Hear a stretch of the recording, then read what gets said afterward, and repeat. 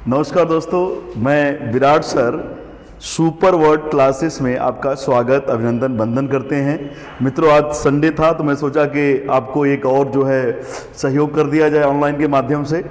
तो मैं एक सब्जेक्ट पे बात करने जा रहा हूं और वो वही सीरीज है जो हमारी चल रही है। अभी पार्ट 4 आपके बीच में गया है, आज जाएगा आपका पार्ट 5।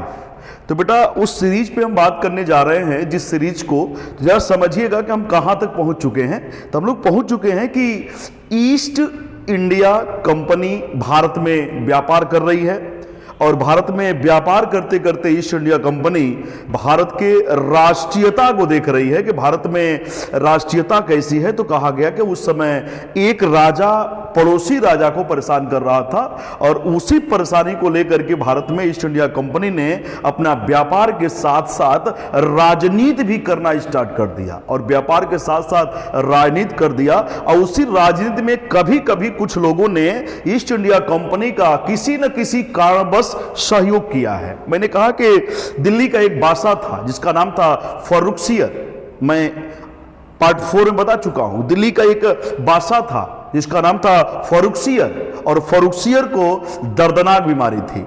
कहा गया कि दर्दनाक बीमारी मतलब एक ऐसा घाव था जो भारत के वैद्य ठीक नहीं कर पाए थे। तो ईस्ट इंडिया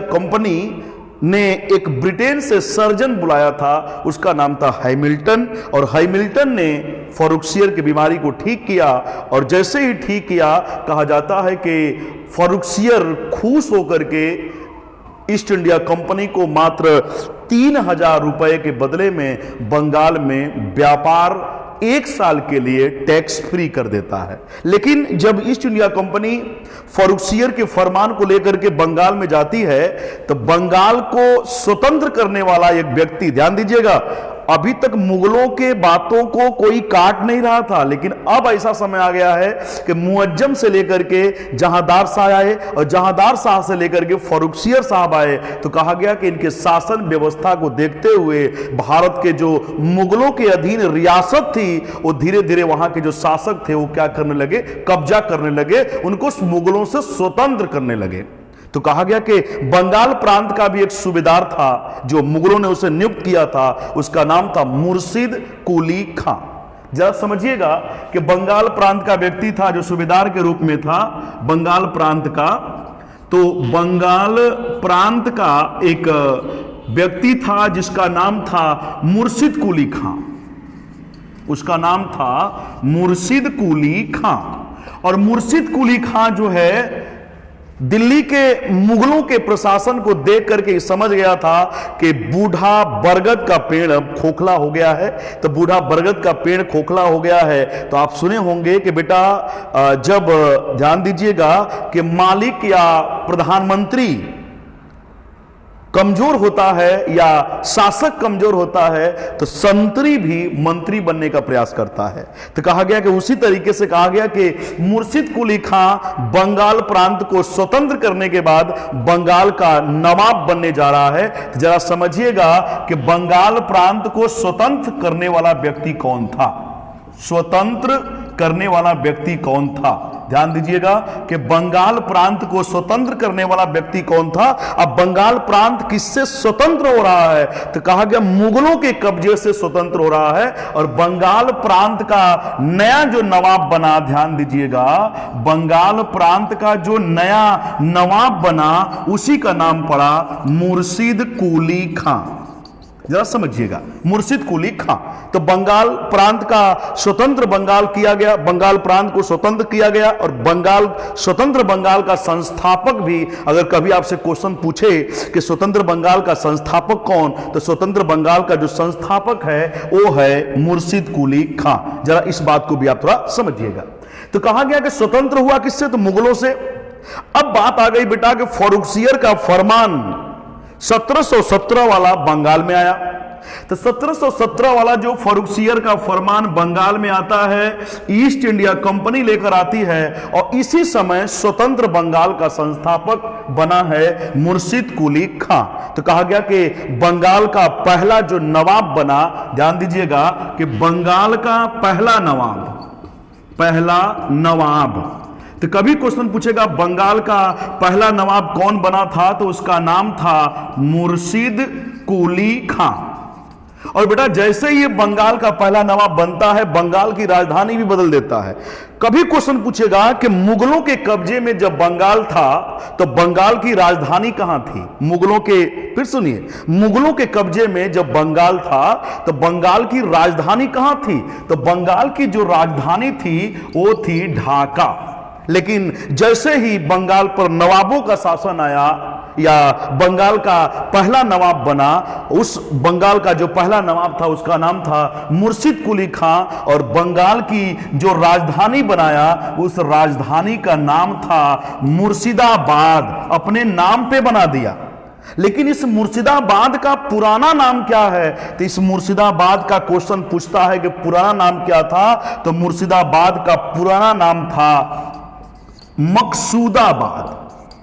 मुर्शिदाबाद का पुराना नाम क्या था, मकसूदाबाद। यहां से मित्रों ढेर सारे क्वेश्चन बनेंगे। एक बार क्वेश्चन पे ध्यान देते हैं हम लोग। क्वेश्चन पूछेगा क्या कि स्वतंत्र बंगाल का संस्थापक कौन, मुर्शिद कुली खां। स्वतंत्र बंगाल का पहला नवाब कौन, मुर्शिद कुली खां। मैंने कहा कि स्वतंत्र किससे हुआ, तो मुगलों से हुआ। तो मुगलों के जमाने में बंगाल की राजधानी कहां थी, ढाका। लेकिन नवाबों के जमाने में बंगाल की राजधानी कहां हुई, मुर्शिदाबाद। जरा इसको समझिएगा। और मुर्शिदाबाद राजधानी करने वाला बंगाल का जो नवाब था उसी का नाम था मुर्शिद कुली खां। और बार बार क्वेश्चन पूछता है कि मुर्शिदाबाद का पुराना नाम क्या है, तो मुर्शिदाबाद का पुराना नाम है बेटा मकसूदाबाद। कौन सा नाम है, मकसूदाबाद। तो जरा समझिएगा कि मैं किस संबंध में बात करने जा रहा हूं। तो कहा गया 1717 का जो फरमान गया बेटा, 1717 का जो फरमान गया कि भैया हमें बंगाल में बादशाह ने 3000 रुपए के बदले में टैक्स फ्री व्यापार करने का आदेश दिया है। और इसी प्रस्ताव को, इसी फरमान को मुर्शिद कुली खां ने ठुकरा दिया और कहा कि अगर बंगाल में व्यापार करना है तो यहां के नवाब को टैक्स देना पड़ेगा। तो कहा गया कि लंबे समय तक चला। तो कभी क्वेश्चन पूछेगा कि मुर्शिद कुली का शासन जब तक बंगाल में रहा, ईस्ट इंडिया कंपनी व्यापार के अलावा उतनी राजनीति नहीं कर पाई। तो कहा गया कब से कब तक मुर्शिद कुली खां बंगाल में रहा, तो कहा गया मुर्शिद कुली खां का जो बंगाल का शासन था वो 1717 से स्टार्ट होता है और वह 1727 तक चलता है। कब तक चलता है, 1727 तक। लेकिन जैसे मुर्शिद कुली खां की 1727 में मृत्यु होती है, कहा जाता है कि इसका एक भी बेटा नहीं था, इसकी बेटी थी। तो इसके बेटी की शादी एक व्यक्ति से हुआ रहता है, उस व्यक्ति का नाम है सुजाउद्दीन। तो बंगाल का जो अगला नवाब बना, दूसरा नवाब बना, उसका नाम था सुजाउद्दीन। क्या नाम था, सुजाउद्दीन। तो बंगाल का दूसरा नवाब था सुजाउद्दीन। और सुजाउद्दीन ने अपने शासन को 1727 से लेकर के 1739 ईस्वी तक चलाया। तो कहा गया कि 1727 से लेकर 1739 तक चलाया। और इसके जमाने में भी बंगाल में ईस्ट इंडिया कंपनी की ढेर सारी राजनीति नहीं हो पाई। थोड़ी बहुत हरकतें होती थी लेकिन उसे दबाया जाता था। जरा समझिएगा। तो कहा गया कि सुजाउद्दीन बंगाल का दूसरा नवाब बना, कोई दिक्कत नहीं था। लेकिन बेटा सुजाउद्दीन की जब मृत्यु होती है 1739 ईस्वी में, तो कहा गया कि 1739 में जब सुजाउद्दीन की मृत्यु होती है तो इसका एक बेटा था जिसका नाम था सरफराज खान। जरा समझिएगा, बेटा का नाम था सरफराज खान। और सरफराज खान का जो शासन है वो शासन चलता है 1739 से 1740 तक। तो हम कहेंगे कि इसका शासन एक वर्ष तक क्यों चला, तो कहा गया कि सरफराज खान बंगाल का तीसरे नंबर का नवाब बनने जा रहा है। जरा समझिएगा। और ये जब बंगाल का नवाब बनता है तो कहा जाता है कि सरफराज खान के शासन में थोड़ी बहुत ऐसी कमियां दिखाई देती है। तो ध्यान दीजिएगा कि बिहार का नायब सूबेदार था, ध्यान दीजिएगा, बिहार का एक नायब सूबेदार था, उसका नाम था अली वर्दी खां। तो बिहार का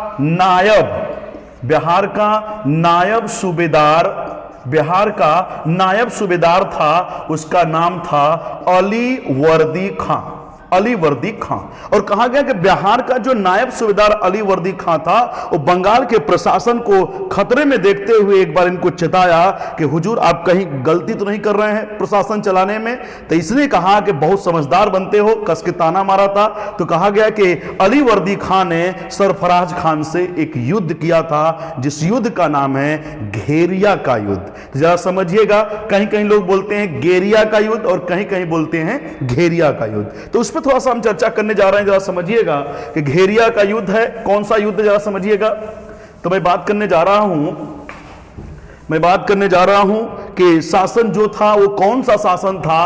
तो एक युद्ध होता है सरफराज खान और अली वर्दी खां में, उस युद्ध का नाम है, कहीं कहीं लोग बोलते हैं घेरिया, कहीं कहीं लोग बोलते हैं घेरिया का युद्ध, और कहीं कहीं लोग बोलते हैं गिरिया का युद्ध, गिरिया का युद्ध। और इस युद्ध में बेटा ध्यान दीजिएगा, यह युद्ध 1740 ईस्वी में होता है। इसी युद्ध में अली वर्दी खान ने सरफराज खान की हत्या करके, ध्यान दीजिएगा, सरफराज खान की हत्या करके बंगाल का नवाब बनने के लिए दिल्ली चला जाता है। और कहा जाता है कि अपने साथ 2 करोड़ रुपया लेकर गया था बंगाल के नवाब बनने के लिए। तो कहा गया कि जब अली वर्दी खान बंगाल का नवाब बनना चाह रहा था, उस समय दिल्ली का बादशाह कौन था? तो उस बादशाह का नाम था मोहम्मद शाह रंगीला था। क्या नाम था? मोहम्मद शाह रंगीला था। मित्र, आगे जब इतिहास हम पढ़ाएंगे, अभी तो मैं पॉलिटी के सेशन पे थोड़ा थोड़ा इतिहास की बात लेके चल रहा हूं, तो आगे मैं जब बात करूंगा तो इसके बारे में शानदार तरीके से बताऊंगा। तो कहा गया कि यह मोहम्मद शाह रंगीला के दरबार में 2 करोड़ रुपया लेकर के बैठा रहा। 2-3 दिन तक इंतजार किया। तीसरा दिन जब बादशाह मिलते हैं तो उनसे 2 करोड़ रुपया जो है उनके खजाने में जमा करके, कहा गया कि उपहार के रूप में लेके आया था। तो कहा गया कि नजराना, मुगलों में नजराना कहा जाता है, कि नजराना कितना लेकर आए हो? तो 2 करोड़ रुपया लेकर के जो है बंगाल का नवाब बनता है अली वर्दी खां। तो अली वर्दी खां जब बंगाल का नवाब बनता है बेटा, तो बंगाल का नवाब अली वर्दी खां एक योग्य व्यक्ति था, एक योग्य व्यक्ति था। तो कहा गया कि ये 3 दिन में मोहम्मद शाह रंगीला को समझ गया था कि मोहम्मद शाह रंगीला कैसे हैं। तो कहा कि इसने कसम खाया था कि हमें तो बंगाल का नवाब बनने का प्रमाण पत्र भी लेने नहीं आना चाहिए था, लेकिन अगर आ गए हैं तो आज से हम कसम खाते हैं। वो कसम भी खाया था कि कभी भी दिल्ली नहीं आएंगे, न तो किसी प्रकार का नजराना पेश करेंगे, न तो किसी प्रकार का सहायता पेश करेंगे। ऐसा अली वर्दी खां जो है कसम खा के निकलता है, और बंगाल का नवाब एक लंबे समय तक रहता है। जरा समझिएगा, उसका नाम है अली वर्दी खां। और अली वर्दी खां का जो शासन चलता है वो 1740 से 1756 तक चलता है। तो कहा गया कि 1740 से लेकर के 1756 तक जो अली वर्दी का शासन चलता है, वह शासन इतना खतरनाक चलाता है कि अंग्रेजों से किस प्रकार से समझौता करना, किस प्रकार से अंग्रेजों के साथ मिलजुल कर रहना, और तमाम प्रकार की बातें कि अंग्रेज ज्यादा से ज्यादा बंगाल प्रांत पर किसी प्रकार की वैसी मतलब कि राजनीति न ला पाए, तो बंगाल प्रांत को एक तरीके से कंट्रोल किया था। तो कहा गया था कि अली वर्दी खां के जमाने में ही बंगाल को सोने का कटोरा भी कहा गया था, और बंगाल काफी समृद्ध हो गया। तो एक क्वेश्चन और बनता है कि 1740 से 1756 तक अगर बंगाल का नवाब अली वर्दी खां बना, तो इतने लंबे समय तक बंगाल की नवाबियत और किसी के पास थी ही नहीं। तो क्वेश्चन यह भी बनता है कि बंगाल का सबसे ज्यादा समय तक का जो नवाब बना, उसका जरा नाम बताइए। तो उसका नाम है अली वर्दी खां। तो अली वर्दी खां बंगाल का सबसे ज्यादा समय तक का नवाब बना। लेकिन मैं बेटा पॉलिटी के सेशन में जाऊंगा तो धीरे धीरे मैं चीजों को काटते हुए निकल जाऊंगा। तो जरा बात को समझिएगा, कि 1756 तक तो बंगाल को समृद्ध बनाया रहा, लेकिन इसकी 1-2 घटना हमें नहीं समझ में आती है। अरे समझ में आती है, मैं आपको समझाना चाहता हूं। तो अली वर्दी खां की एक घटना जरा समझिएगा। कहा गया कि सच में अली वर्दी खां मोहम्मद शाह रंगीला के दरबार में कभी कुछ मांगने नहीं गया, ना तो कुछ पेश किया। तो कभी क्वेश्चन पूछेगा कि बंगाल का वो कौन सा नवाब जो कभी भी बादशाहियत से न तो नजराना पेश करता है और न तो किसी प्रकार का सहयोग मांगता है। इसके जिसके ऊपर कई बार मराठों ने आक्रमण किया था, उड़ीसा को जीत लिया था, बिहार को जीत लिया था। लेकिन अगर ये चाहता तो दिल्ली जाकर के सहयोग मांग सकता था, लेकिन ये बंदा कभी भी दिल्ली जाकर सहयोग नहीं मांगा, किसी प्रकार से अपने शासन को चलाया। जरा समझिएगा, तो ये था अलीवर्दी खां। लेकिन अलीवर्दी खां की भी वही चीज हुई बेटा, जरा समझिएगा कि ध्यान दीजिएगा कि अलीवर्दी खां फरवरी के महीने में 9 फरवरी 1756 को अलीवर्दी खां की मृत्यु होती है। जरा समझिएगा, तो अलीवर्दी खां की जो मृत्यु होती है उस पे मैं आपसे चर्चा करने जा रहा हूं, जरा थोड़ा उसको समझिएगा। मैंने कहा कि अलीवर्दी खां की मृत्यु होती है, और अलीवर्दी खां की मृत्यु होती है 1756 में। लेकिन मृत्यु होने से पहले अलीवर्दी खां को एक चिंता सता रही है। वो कौन सी चिंता है, जरा समझिएगा। तो अलीवर्दी खां को लग रहा है कि यार इतने लंबे समय तक बंगाल के प्रशासन को हम लेकर के चल रहे हैं, लेकिन आज हमारी स्थिति जो है, मेरा बुढ़ापा अवस्था आ गया है, तो बंगाल के प्रशासन को एक योग्य नवाब चाहिए, और बंगाल के प्रशासन को एक योग्य नवाब देने का काम कौन करेगा। तो यही अपना अंदर ही अंदर बेचारा घुटन सी हो रही थी, ये सोच रहा था कि बंगाल का नवाब किसे बनाया जाए। तो कहा गया कि इसके बेटे नहीं थे, इनकी 3 बेटियां थी, और सबसे बड़ी बेटी का नाम था घसीटी बेगम। बड़ी बेटी का नाम था घसीटी बेगम, और ध्यान दीजिएगा घसीटी बेगम के बाद दूसरी बेटी का नाम था मुनीरा अमीना बेगम। दूसरी बेटी का नाम था अमीना बेगम, और तीसरी बेटी का नाम था, समझिएगा, मुनीरा बेगम। तीसरी बेटी का नाम था मुनीरा बेगम।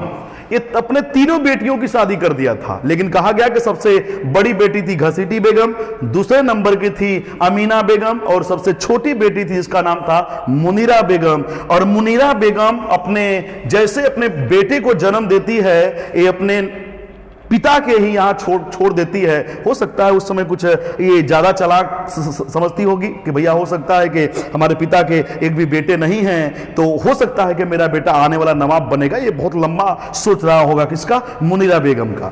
तो कहा गया कि अलीवर्दी खां का सबसे छोटी बेटी का बेटा था एक व्यक्ति जो बहुत दिनों से नवाब के दरबार में रहता था, उसका नाम था सिराज उद दौला। सिराज उद दौला, जरा समझिएगा, उसका नाम था सिराज उद दौला। तो इसका एक ही परिचय है। परिचय क्या है, जरा समझिएगा कि सिराज उद दौला अलीवर्दी खां से किस प्रकार से संबंधित था। तो सिराज उद दौला जो था बेटा, वह अलीवर्दी खां के सबसे छोटी बेटी का बेटा था। तो कहा गया कि ये जिस 1756 में इसकी सिराजुद्दौला की जो उम्र थी, ये 23 वर्ष का हो चुका था। और एक दिन नाना से मिलने के लिए जब नाना के पास जाता है, तो नाना इसको देख करके जो है बड़ी खुश होते हैं, और इसके हाथ को पकड़ करके नाना समझा रहे हैं कि बेटे, बंगाल का नवाब, बंगाल का प्रशासन मैं तुम्हारे हाथों में दे रहा हूं, और इसको संभाल के रखना। लेकिन ध्यान देना कि बंगाल के शासन को चलाने के लिए इन अंग्रेजों से थोड़ा सा ये समझदारी बरतना। तो कहा गया कि उनको समझाते हुए एक बात और बोला था अलीवर्दी खां ने, कहा था ये अंग्रेज मधुमक्खी के छत्ते हैं।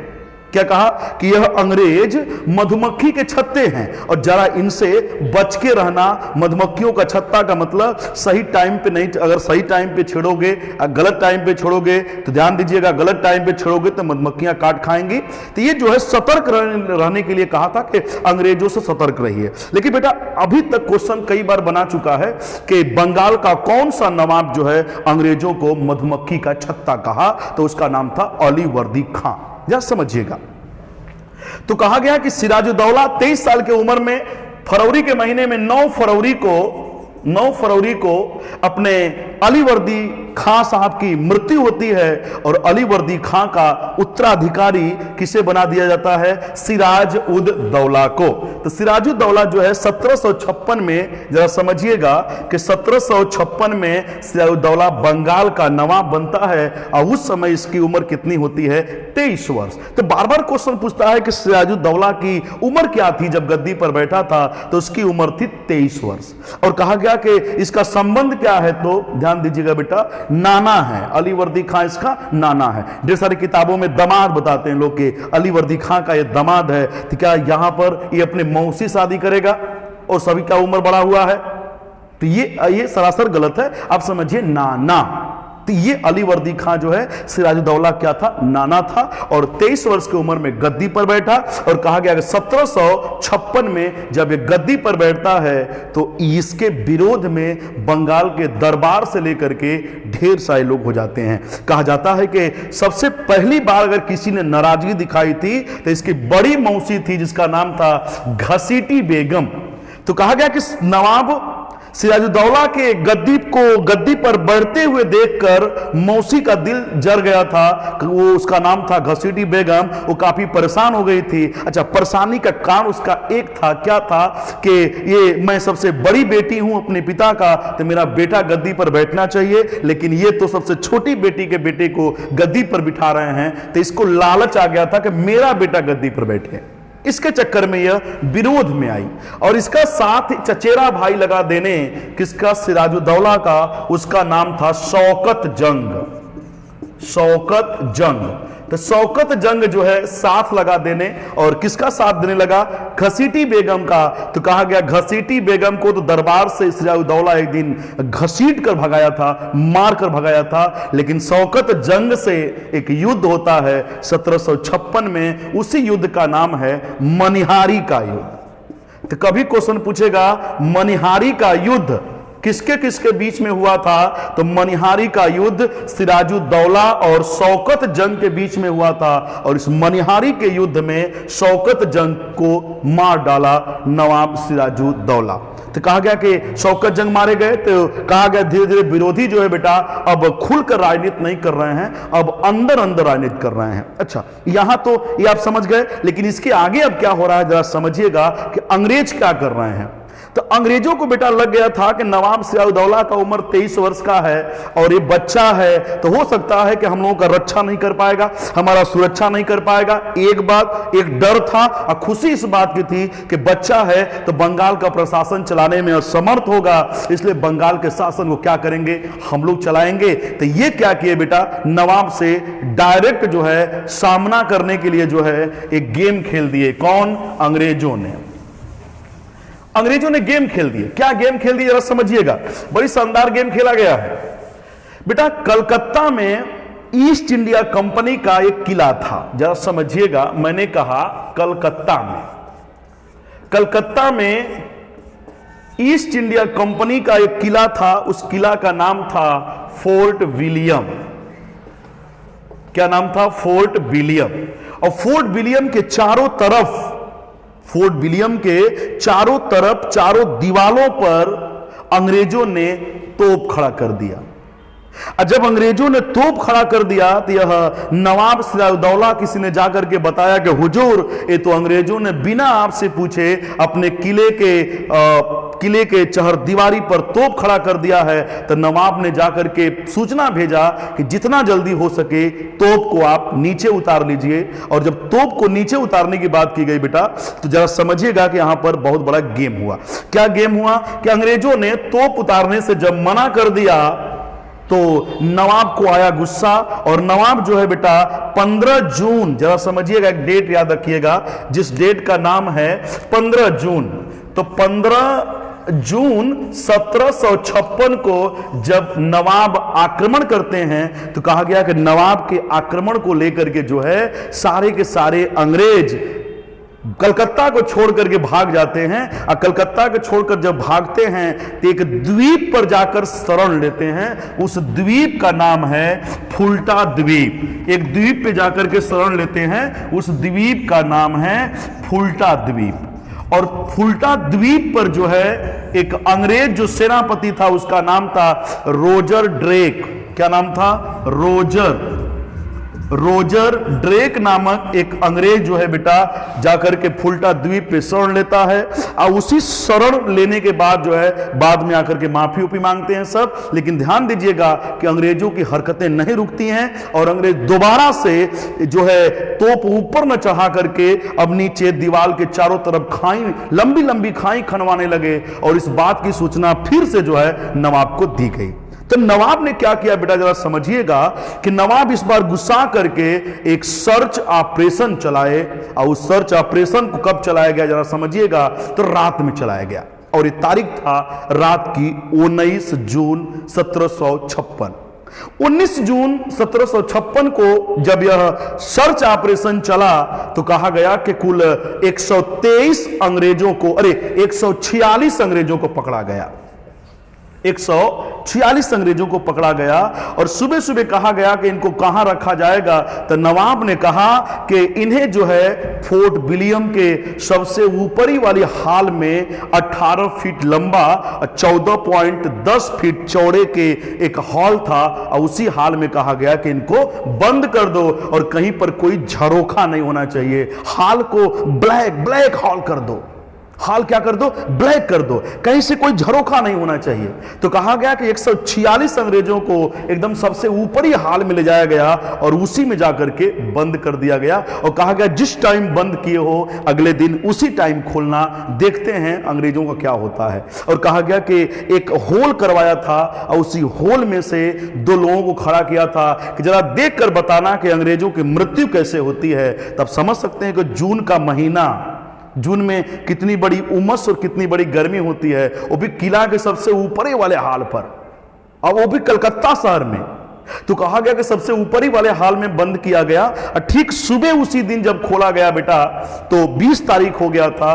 तो उसको कहा गया 20 जून, क्या कहा गया, 20 जून 1756। तो 20 जून 1756 को दूसरे दिन खोला गया तो कहा गया कि 123 अंग्रेजों की मृत्यु हो गई थी और मात्र 23 अंग्रेज ही बचे थे और वो भी 23 की हालत बड़ी बदतर सी हो गई थी।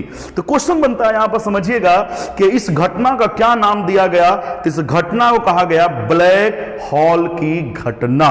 इस घटना को बोलते हैं ब्लैक हॉल की घटना या हिंदी में कहीं कहीं लोग बोलते हैं काल कोठरी की घटना।